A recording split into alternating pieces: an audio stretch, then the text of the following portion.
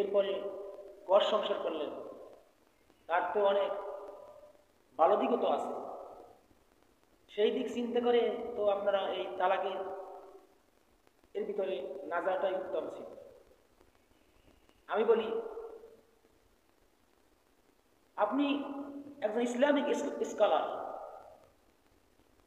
আপনি যতই ভালো হন না কেন, একটা সাধারণ ফ্যামিলি হয়, আলিমুলার ওলামার ভিতরে যদি এরকম একটা ঘটনা ঘটে, তাহলে আমরা সমাজে মুখ দেখাবো কেমন? আপনারা যে যা আমাকে বলেন না কেন, আমি বলবো দোষ হচ্ছে আদনান হুজুরের। কেননা সে জেনে শুনে আগে ওই মেয়েটা আগে আরো 2বার তালাক খেয়েছে, সে জেনে শুনে ওই ধরনের একটা ফ্যামিলিতে কি করে সে বিবাহ করবে?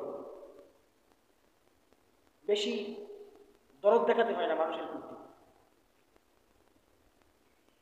বেশি যদি দরদ দেখাতে যায়, তাহলে একটা কথা আছে, মায়ের চাইতে যার বেশি বাসনা সেটা সবচেয়ে ভোগের সামগ্রী।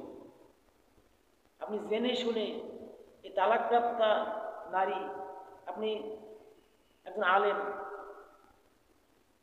আপনি কেনই বা বিবাহ করলেন? আবার বিবাহ করার পরে আজ দেখা যায় 4-5 বছর হয়ে গেছে,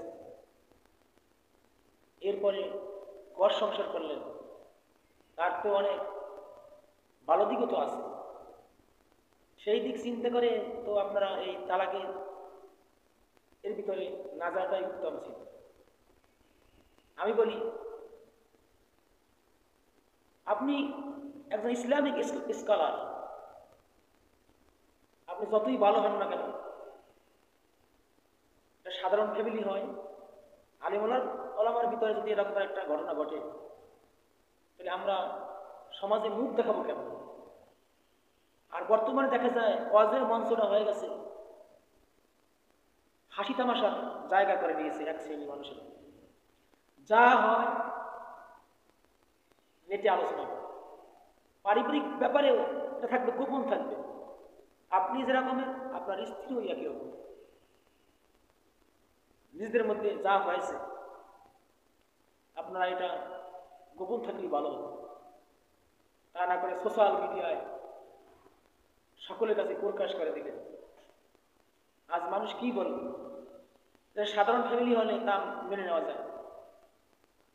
একজন আলেমের ভিতরে যদি এরকমের হয়, ধৈর্য না থাকে, তাহলে সাধারণ মানুষ কি করে?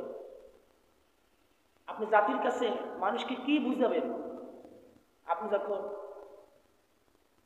নারীদেরকে সম্মান ইজ্জতের কথা বলবেন, যে তোমরা নারীদেরকে সম্মান করবা, ইজ্জত দিবা,